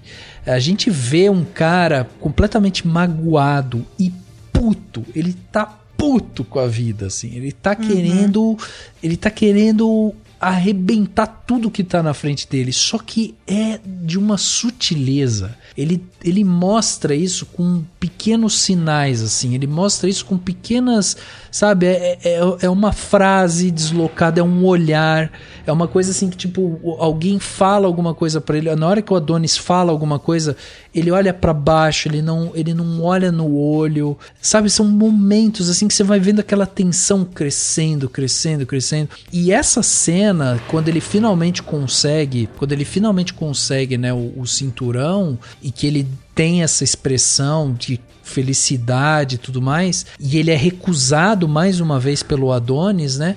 Vai culminar na cena seguinte, quando eles se encontram e ele dá o soco no Adonis e tudo mais, porque é isso, é tipo, ele foi recusado mais uma vez, era quase como se de novo ele estivesse procurando a validação, tipo, ó, consegui o cinturão, Adonis, me aceite agora. Não te aceito. Então tá bom, então eu vou pra praia com os mano que eu conheço aqui e você vai chegar no meu espaço e acabou, meu amigo, você não quis me aceitar, você não me aceitou em momento algum. Entendeu? Sim, tanto que eu acho que o grande lance de que ele fica puto e dá o soco na cara do Adonis é mais sobre esse segundo não aceitar, sabe? Do que sobre o primeiro. Porque, caramba, eu consegui, você tava do meu lado, você fez essa oportunidade e você cagou, sabe? Exato. Então eu realmente não significo nada pra você. E aí você vem aqui falar que eu tô errado? Sabe? Então eu acho que, né, me passou muito essa sensação. O que também mostra e coloca até mais veracidade, né, na conversa dos dois lá no final, quando ele fala pro Adonis, olha, a culpa não foi sua, sabe? Do que aconteceu lá, que a gente era criança. Porque realmente ele não ficou puto com o Adonis porque ele correu. Depois, claro, né, quando a gente tá puto, a gente usa, enfim, desenterra tudo que a gente tem pra poder machucar o outro, né? Às vezes não é sobre você, mas você sabe que aquilo faz mal pro outro, então você joga aquilo no outro que você quer machucar o outro, né? Mas eu acho que é sutil, sabe, no filme. O cara escreveu carta e o outro nem respondeu. Quantas vezes a gente não fica puto de mandar mensagem pelo WhatsApp e as pessoas não responderem? Imagina o cara tá preso e não te responde. Exatamente, né? E eles estão ali na conversa no restaurante, ele fala, eu mandei carta, ele fala, eu nunca recebi. Pra onde você mandou? Eu mandei pra casa da mamãe Creed. Ela mudou? Não, ela mora no mesmo lugar. Quando ele chega falando da foto, a primeira coisa que ele fala é, então você recebeu a carta.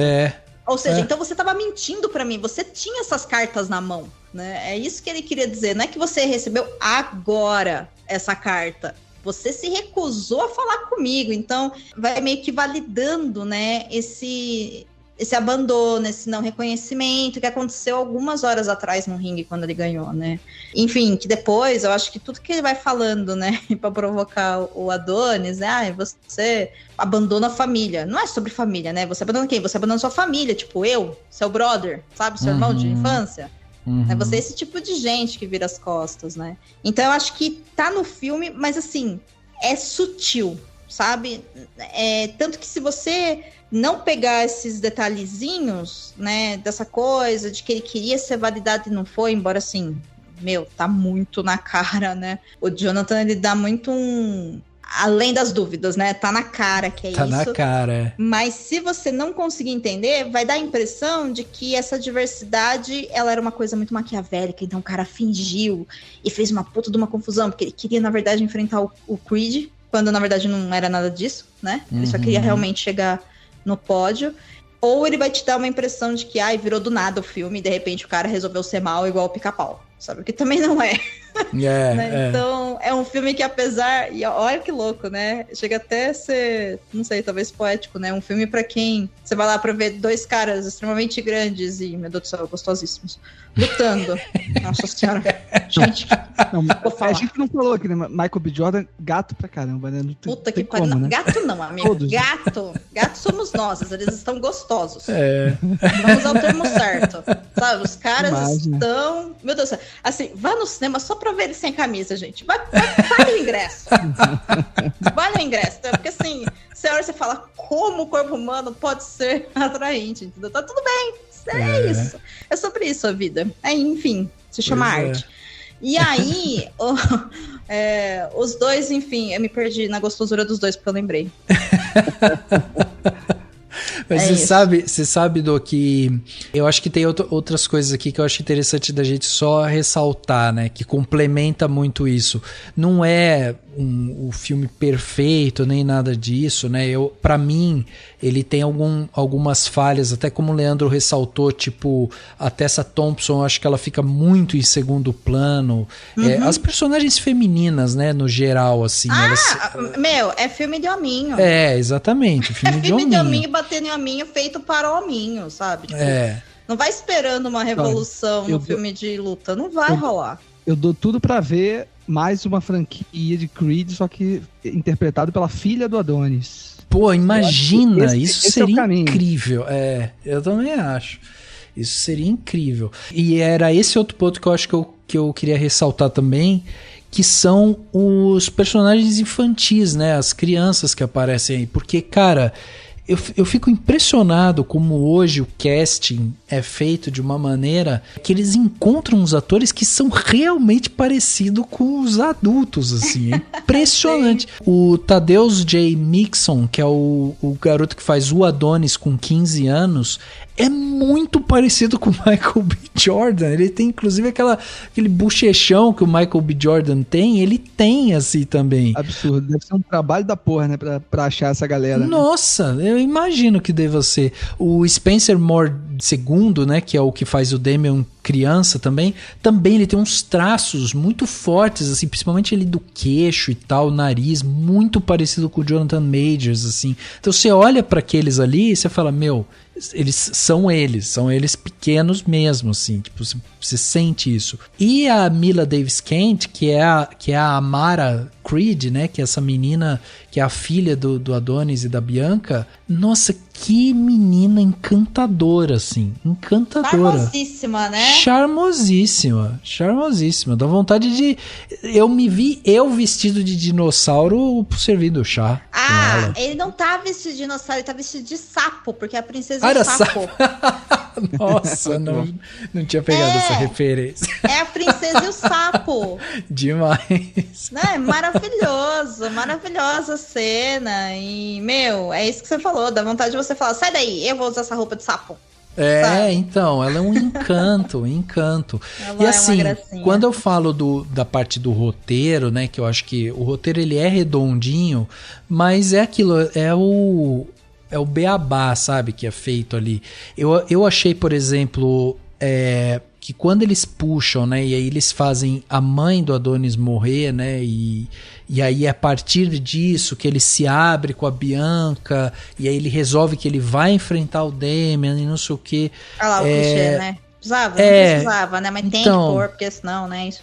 A prova de burros. Exatamente, eu acho que é isso, é tipo um ciclo, assim, tipo, naquele momento eu tava achando um pouco demais, assim, sabe, e era uma sequência, né, tipo, ele fica puto com o Damian, ele tem uma briga com a Bianca, ele vai até o supermercado, ele vê onde aconteceu lá o incidente, que o Damian foi preso, não sei o que, ele tá irritado, ele recebe um telefonema da Bianca pra falar que a mãe dele já era, ele vai até ela, tem a última fala, E aí ela, né, relembra ele do Apollo, lá do Rock. Então, tipo, eu achei toda essa sequência, assim, tipo, muito forçada, sabe? Tipo... Não, e assim, sabe o que é triste nessa cena aí da morte da mãe dele? É que ele vai pra pedir perdão, porque ele brigou com a mãe dele alguns minutos antes por causa das cartas. Uhum. Então, a última coisa que a mãe dele, na teoria, né, lembra dele, ou vivenciou com ele, foi essa briga. E ele fica lá implorando o perdão dela e ela tá vendo o Apollo. Então, assim, o cara não teve o perdão da mãe, entendeu? Que ele precisava. E aí, de repente, ele vira e fala, ok, né, é isso. Embora, assim, eu achei a cena do velório em si, apesar de curta, eu achei ela bem bonita, sabe? Não forçou tanto no drama. Mas né? Não precisava disso tudo, né? Sabe? Eu até acho que, tipo, quando ela fala, assim, que ela tá falando com o Apollo, que é essa figura paterna que o Adonis não teve, porque ele não teve o convívio com o Apollo, sabe? Tipo, o Apollo foi embora e ele foi criado com a mãe, né? Quando ela fala do Apollo, tipo, ela demonstra pro filho a falta que essa presença paterna fez na vida dela, mas que ela fala assim, não, mas foi o meu filho que fez eu te perdoar, foi meu filho que me fez entender, né, o que é a vida, né, foi ele que fez isso.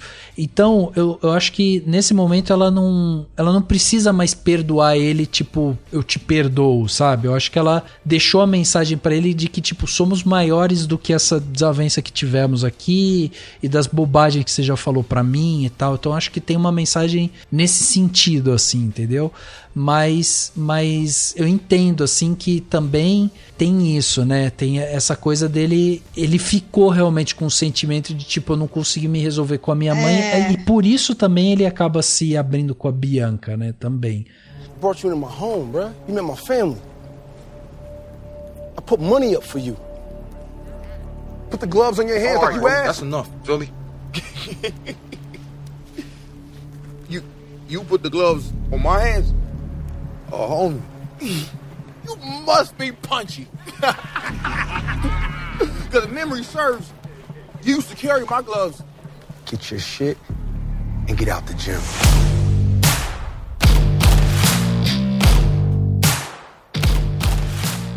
A gente tá supondo aqui, né, que a personagem perdoou o filho. Não tem como a gente saber, né, porque, enfim, ela morre. Mas o lance ali pode ser entendido dessa forma, como pode ser entendido que o que ela precisava falar acima de tudo, e daquela briga que eles tiveram, e de provavelmente outras brigas que eles tiveram na vida, e outras coisas que aconteceram na vida dela, a última coisa que ela tinha que acertar era falar pro Apollo que ele precisava ouvir.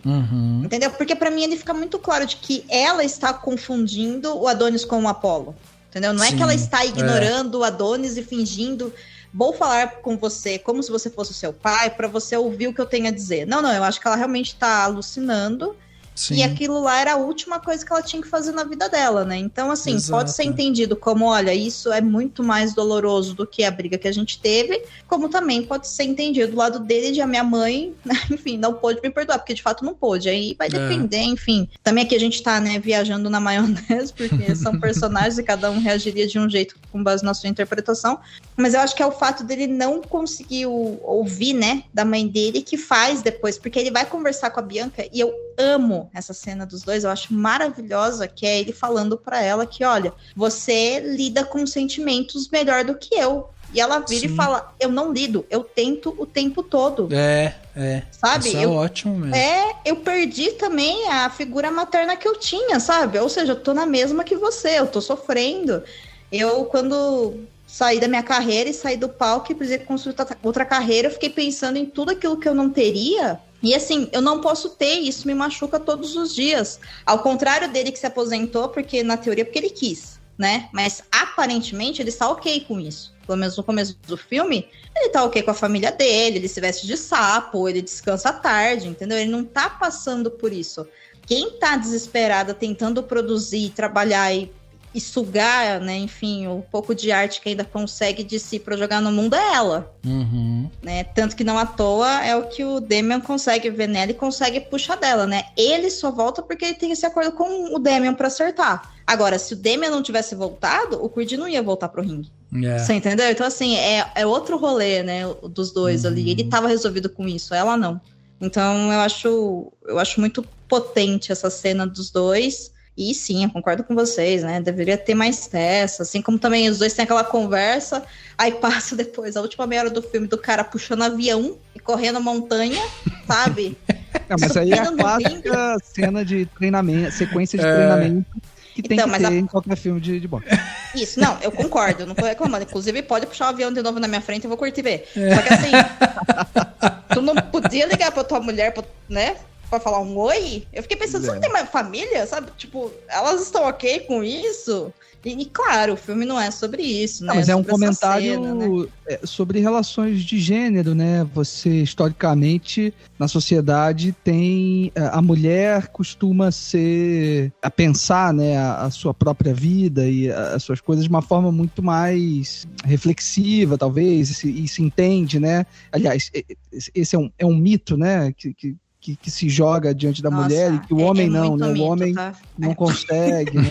O homem não pode, porque, não sei o que, eu não consigo pensar direito, não consigo mostrar os meus sentimentos e tudo. E acho que é bonito essa cena que você falou, Domênica, justamente por isso, assim, porque ela joga na cara dele de que não, cara, não vem com essa pra cima de mim, sabe? Ela desmistifica isso, na verdade.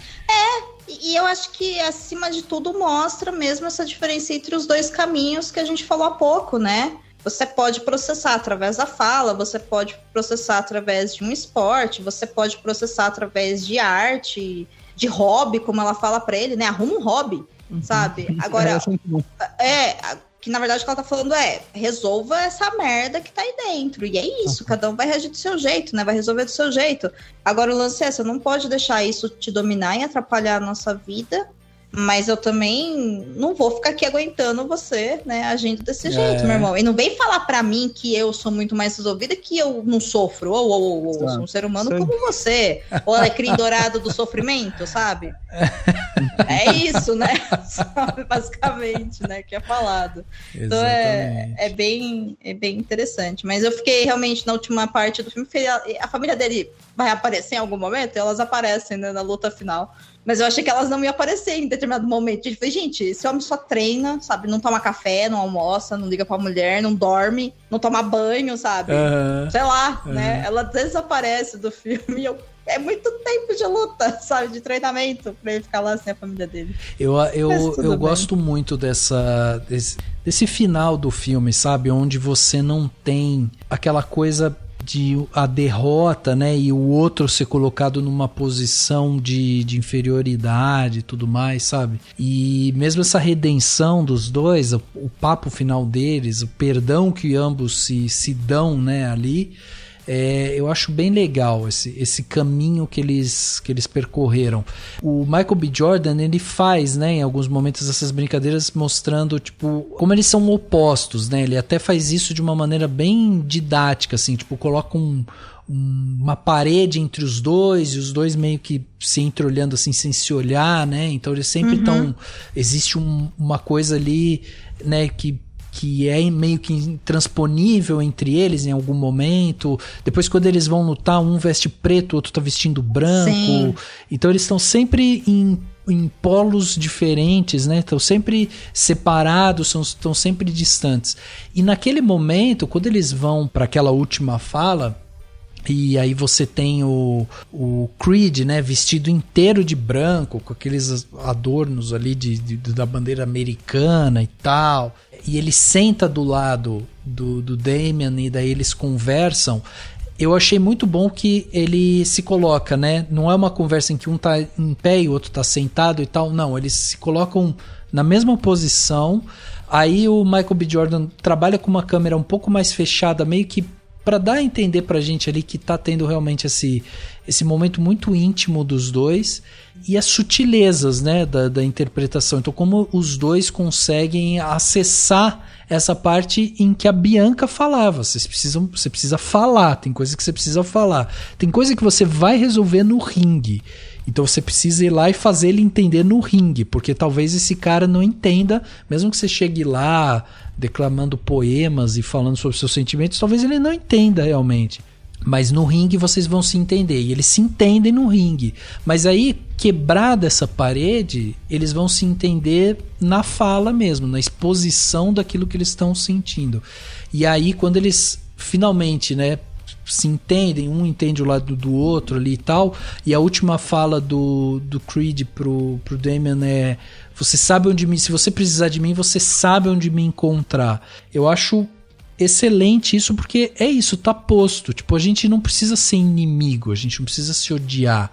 A gente teve uma treta, um mal entendido, falamos ambos, né, levamos isso a uma consequência master, mas a gente ainda colocou dentro, né, da regra do jogo, né, a gente foi para um ringue com regras específicas e a gente se desafiou e a gente se entendeu ali dentro dessa dinâmica, e agora a gente explorou isso em um outro âmbito, e agora finalmente a gente pode seguir com as nossas vidas sem precisar carregar esse ódio. E aí volta para aquilo que a gente estava falando. Então não é sobre a violência, e é sobre justamente o foco. E eles conseguiram, no final dessa narrativa, focar naquilo que importava mesmo, que era justamente a relação deles dois, né? Então eu gosto desse final, eu gosto muito do final, e como eu falei, eu acho que é um filme redondo, assim. Ele tem falhas, ele tem coisas que ele peca, gostaria de ter visto mais da Tessa, por exemplo, e tal, mas enfim, eu acho que é um filme bem redondinho, assim. É um filme que você se diverte assistindo ele, né? Um filme que você sente, assim, que foi feito com a vontade, né? O Michael B. Jordan, né, querendo fazer muito esse filme.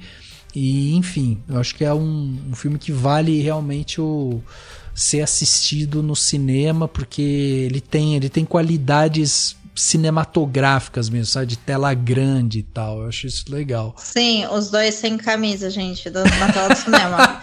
É uma qualidade cinematográfica a ser novamente aqui citado nesse momento, né? Não, assim, eu tô zoando e tal, mas assim, os caras estão... deu trabalho pra ficar com aquele corpo, vamos valorizar. Nossa, sabe? nem fale. Nem fale. Brincadeiras à parte, assim, eles estão maravilhosos, assim, Jesus amado. Mas, Rafa, eu acho muito que no final rola também, quando o Creed finalmente vai pro ringue com o Damian, ele finalmente vê o Damian como o Damian quer ser visto, né? Uhum. E quando eles estão conversando, ele vê novamente o Damian como ele precisa ser visto, principalmente nessa frase de: olha, a culpa não foi sua. Por quê? Porque eu te conheço, caramba. Eu sei quem você é. Eu sei que você não faria aquilo por mal, sabe? Eu sei que você é uma vítima do sistema e tudo mais. Então, eu acho que volta para essa coisa aí de acertar essas pontas, né? Que foi como a gente começou esse episódio falando, que foi a leitura que eu acabei tendo do filme. E eu gosto muito disso que você falou a respeito do perdão, porque o perdão é isso, né? Olha, ok, te reconheci, você me reconhece, isso aí, firmeza dom, damos um soco aí, beleza? Se precisar, eu tô lá, não vou correr atrás, não vou forçar. Se você quiser, eu tô lá. E é isso, né? Então, eu acho que no fim é uma história que acaba sendo muito bonita, sabe? Que tá sendo contada, assim. Poderia ter acabado, sei lá, com a morte de um dos dois, alguma coisa nesse sentido, né? Mas não, eles acabam, sim, encontrando a eles mesmos, né? Enquanto amigos ali. E também eles acabam, acho que, encontrando eles enquanto indivíduos ali, né? Um a um. E aqui, amigos, eu deixo claro que não quer dizer que eles vão sair, né? Ir na lanchonete, tomar um sanduíche. Exato, e nem precisa, né? Não é isso, mas é um lance de perdoamos, ok, firmeza, então é nóis. Então cada um segue seu caminho e quem sabe um dia a gente se vê, né? Se você estiver disposto, eu tô aberto a isso, né? E amizade em vida adulta é isso, gente, né? Então, é isso. É legal. Isso. E a gente não comentou da questão da acessibilidade, né? Que também tá nesse filme, né? Pelo fato de ser uma pessoa com deficiência auditiva. E é muito legal a forma como a linguagem de sinais é utilizada durante todo o filme, né? Uhum. E eu achei isso incrível. Inclusive, eu acho que a atriz, ela é mesmo uma pessoa com deficiência auditiva, pelo que eu dei uma pesquisada. Então, espero vê-la em outros filmes também, porque assim, ela é muito fofinha, né? Voltando a falar dela, é muito fofa. Queremos mais Mila Davis Kent por aí, que a gente merece também. Boa. Só também exaltar essa questão pro filme, né? Porque isso, inclusive, é apresentado pra gente logo no iniciozinho, sem a personagem da Amara. Quando a própria Bianca fala com Adonis, ela na plateia e ele dentro verdade. Ela fala com ele por língua de sinais, né? Sim. E isso é muito legal, né? E depois o filme desenvolve isso muito bem, acho que fica super orgânico na trama, a atriz é ótima e tudo funciona como tem que ser, é muito bom. Mas só pra também exaltar uma coisa que eu acho que poderia cair num problema grande pra esse tipo de filme, que eu acho que aqui não cai, que é a trilha sonora. Sim. Eu acho que a trilha do Joseph Shirley é uma trilha que consegue, ao mesmo tempo, ser sutil, ter personalidade, porque tem, tanto na cena de abertura, quanto na luta do Damien com o Félix. Eu acho que a trilha está presente ali de uma forma muito característica, mas ela não fica ali pontuando e querendo reafirmar algumas cenas mais dramáticas e de embates mais, né, pessoais ali dos personagens, e ao mesmo tempo também no final faz uma referência ao tema, né, grande tema do rock, o Gonna Fly, música do Bill Conti, de uma maneira muito bonita. Ele reimagina também o tema do jeito dele e encerra tudo de uma maneira muito legal, assim. Isso é um ponto que eu acho que tá a favor do filme e que poderia ser um caos completo, né, se tivesse sido usado errado.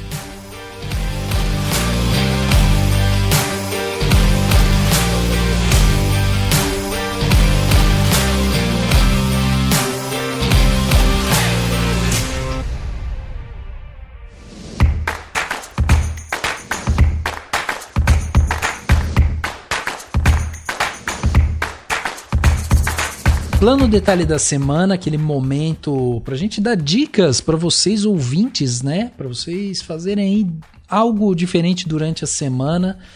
Dessa vez quero começar com você, afinal de contas você falou que veio se preparando pra isso, então a expectativa tá alta agora. Rafael, sabe o que aconteceu?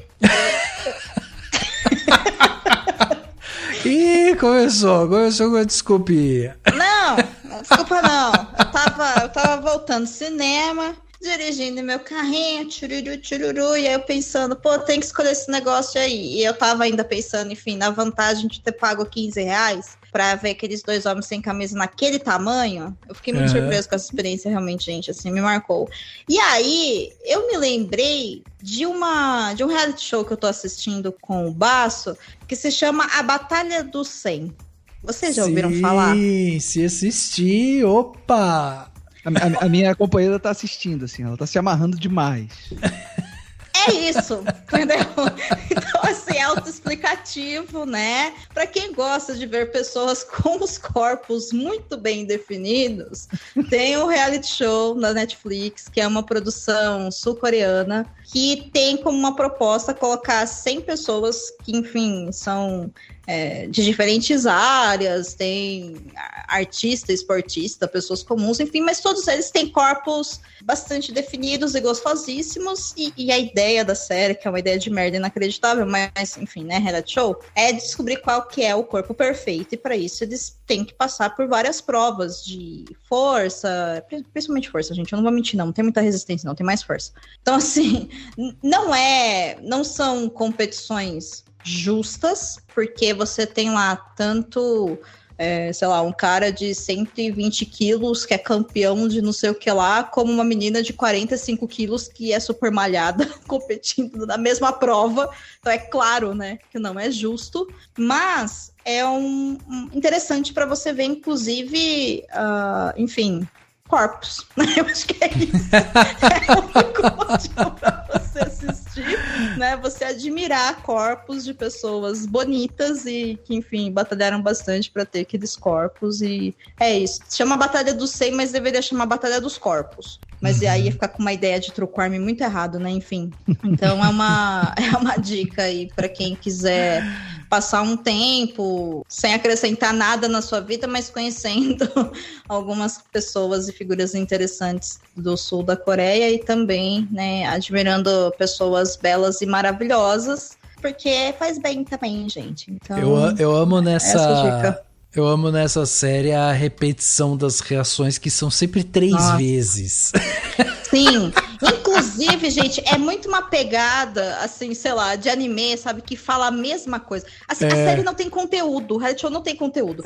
A mesma prova, ela passa em 3 capítulos diferentes, porque assim, no começo mostra o final da primeira, até a metade, aí ele acaba antes de falar o final, aí volta na metade do próximo, mostra tudo de novo. É um repeteco, assim, absurdo. Tanto que você pode pular, sei lá, 15 minutos de cada episódio que você vai contando. Mas ele é legal também pra você ver, até na questão de como é montado, como é editado, sabe? Sim. E tem uma surpresa, assim, de vez em quando você erra as equipes, aí você começa a pegar o jeito, sabe? Você fala, mas eles me enganaram em algumas provas aí. Não sei quem ganhou. Tá? Aliás, não sei se com 8 episódios eles conseguiram eleger alguém, né? Sim. Mas, enfim. Não, dica aí. quando eu falo das reações, é tipo assim, aparece um cara, sei lá, segurando uma bola gigante. Aí o cara tá segurando, daí de repente ele dá uma bambeada, assim, sabe? Não sabe se a bola vai cair.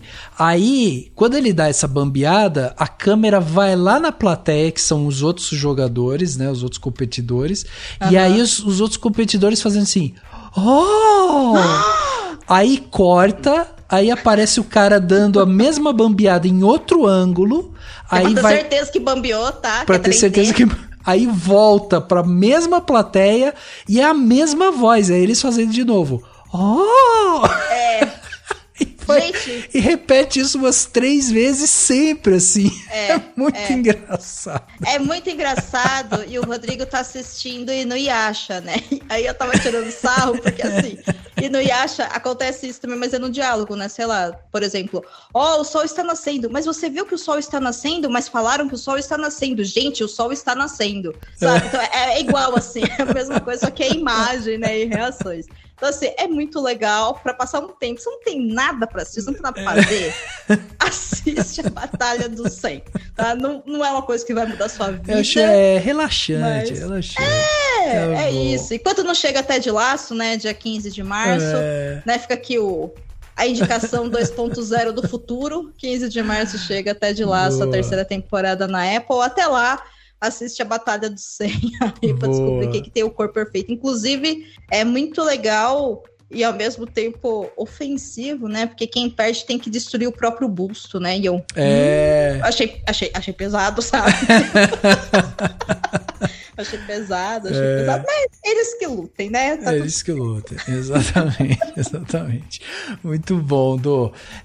Leandro, e você, o que você trouxe de bom pra gente, de plano detalhe aí, pra gente curtir durante a semana, né? Sua volta ao Cinemação. Salva, Leandro, me diga uma coisa que presta. Olha, eu não vou conseguir fazer uma indicação tão perfeitamente, né, junta aqui com o tema de hoje, né? Não vai ser nada temático, igual a Domênica trouxe, infelizmente.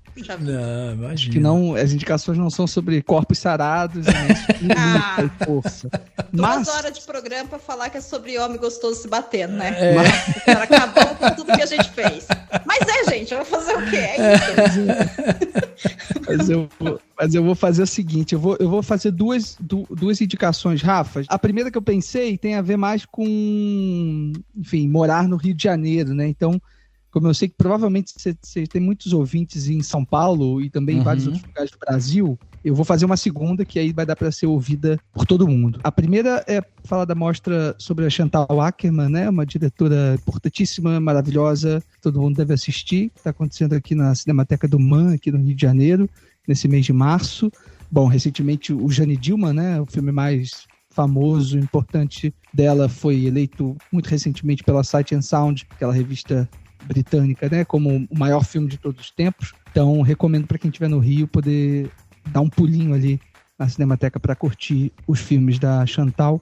E a segunda dica é, na verdade, uma dica musical para quem é da música. Tem a ver com o povo de São Paulo, porque é uma dica de uma rádio aí de São Paulo, que é a Rádio Eldorado. Mas eu queria indicar especificamente um programa que estreou essa semana, ontem, na verdade, na Rádio Eldorado, que é um programa chamado Música Falada, que é apresentado e feito e produzido e pensado pelo Maurício Pereira, que é um cantor, compositor paulistano, muito importante. Para quem talvez não saiba muito bem, ele começou a vida pública dele como artista mais associado ali à vanguarda paulistana, dentro de um grupo que ele tinha com o André Bujanra chamado Os Mulheres Negras. O Maurício, ao longo da carreira dele toda, enfim, lançou discos brilhantes e tem uma produção musical maravilhosa, e ele começou com esse programa de rádio agora segunda-feira. E aí, quando você me pediu para fazer uma dica aqui, Rafa, eu imediatamente lembrei disso, porque para quem gosta de música, certamente é uma pedida maravilhosa. Vocês não vão se arrepender. O primeiro programa dele, que foi agora, né? Ontem, ele meio que se reconecta com a infância dele e toca as músicas que ele ouviu enfim, quando ele era criança, os primeiros momentos dele com a música ali nos anos 60. Então ele toca desde Rita Pavone até Beatles, até Norival Vilela. Que legal. Enfim, faz uma mistura danada maravilhosa que para quem curte música vai gostar demais. Que demais. Olha aí. Muito boas essas dicas. Para fechar o plano detalhe dessa semana aqui, eu vou indicar o História Cabeluda. Afinal de contas, né, aí o História Cabeluda feito pelo Gustavo Gaiofato. Basicamente, o modelo que ele tem feito do canal dele é com reacts, né? O Gustavo, comunista, um cara que estuda muito a história, recentemente ele fez uma série de vídeos em que ele foi para Cuba e ele filmou lá, mostrou, né, inclusive para mostrar e desmistificar muita coisa que as pessoas falam de Cuba e tal.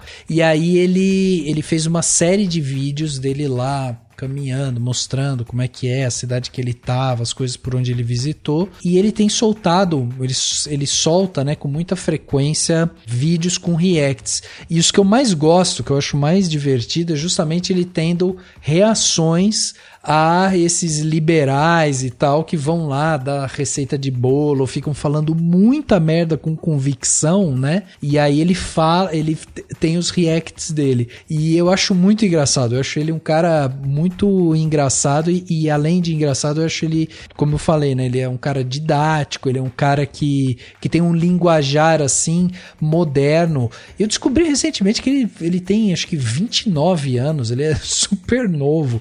Então o pessoal tem olhado para ele assim como justamente essa nova esquerda, sabe? Uma esquerda mais moderna, mais conectada e tal. Então vale a pena. História Cabeluda tá no YouTube.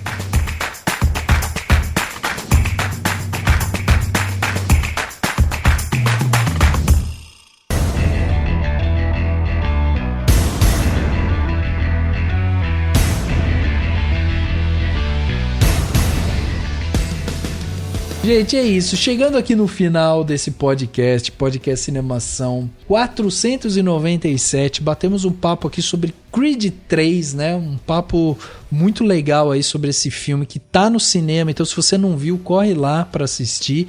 E eu queria agradecer meus convidados aqui que estiveram comigo me ajudando a fazer essa análise em cima do filme. Queria agradecer você mais uma vez pela sua presença e queria que você deixasse o convite para quem quiser acompanhar seu trabalho, para quem quiser conhecer um pouco mais, né, do que você faz, te acompanhar nas redes sociais, como é que faz, onde que te encontra? Ô, Rafa, obrigada pelo convite, por fazer no cinema. Foi numa sessão exclusiva para Moá. Ai, melhor coisa. Nossa, terça-feira, 5 da tarde, porque se eu for às 7 eu durmo.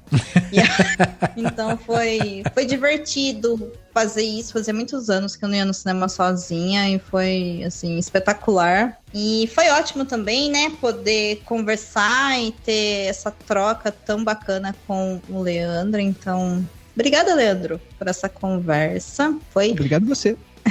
Foi espetacular.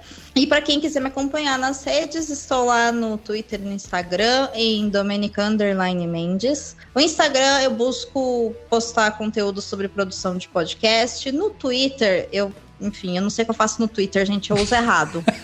Porque eu deveria estar lá xingando, entrando em polêmica, mas o Rafael tá de prova que eu não faço isso, entendeu? Não faz. E aí ninguém liga pra mim. Então, se você quiser ligar pra mim, você pode me seguir e falar, te ouvi no Cinemação, entendeu? E eu vou ficar feliz, a gente vai ser amigo, vai ser ótimo. Do contrário, é isso, eu só uso errado mesmo. Pode me seguir também pra saber o que não fazer com o seu Twitter, caso você queira que ele dê certo.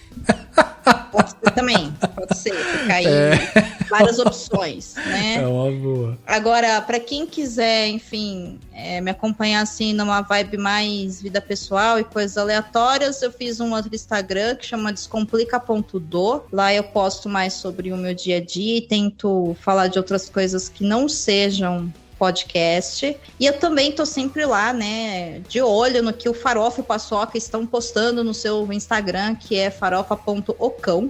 Fica a dica aí também, porque a gente é pet, né? É vira-lata, é tudo de bom, são fofíssimos. E eles estão sempre lá, enfim, falando sobre comunismo, mas do jeito deles. Então, e fica o convite também, lógico, né, para ouvir os meus podcasts, tanto Perdidos na Estante, quanto o Estúdio 31, e também os podcasts com os quais eu trabalho, né, seja na edição, no gerenciamento e tudo mais. Me acompanhando nas redes, vocês ficam sabendo quais são, porque é uma porrada, gente, é bastante. Então fica aí o convite. Muito bom, obrigado, Doce, é demais, obrigado por ter aceitado vir aqui, foi demais esse papo.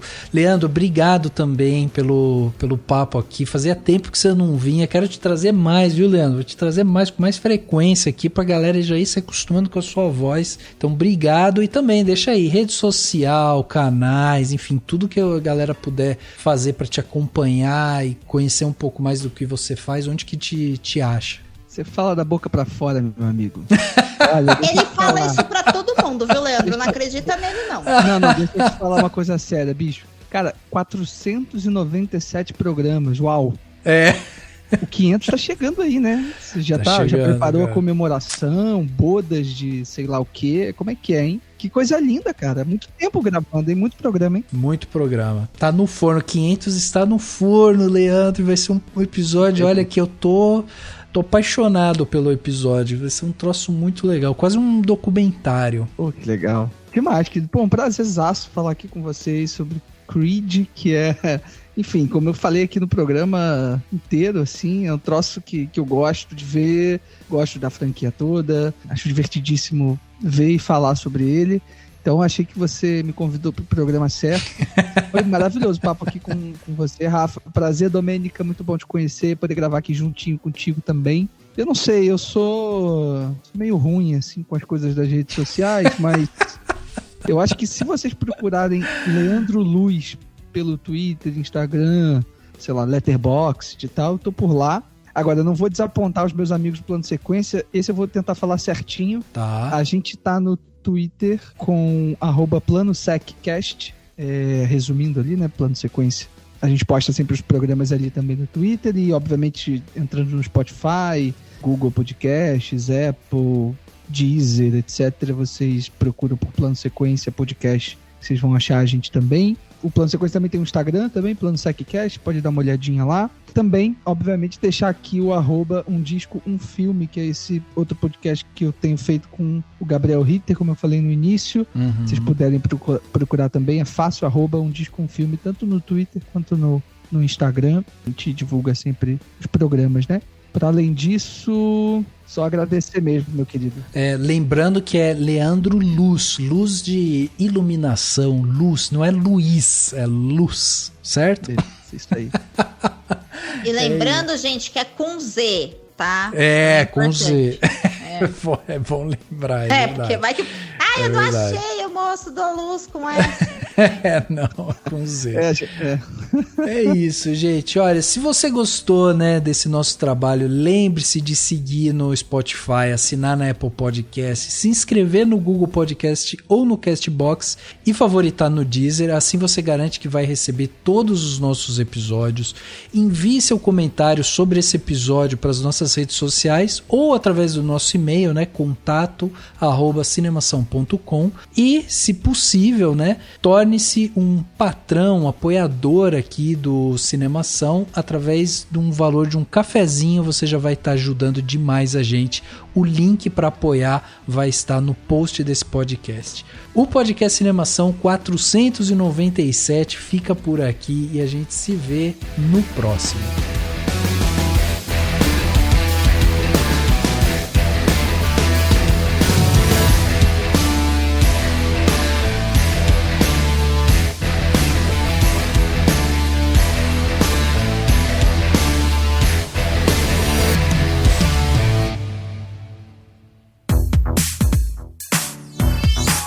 Esse podcast foi editado pela Isso Aí Design.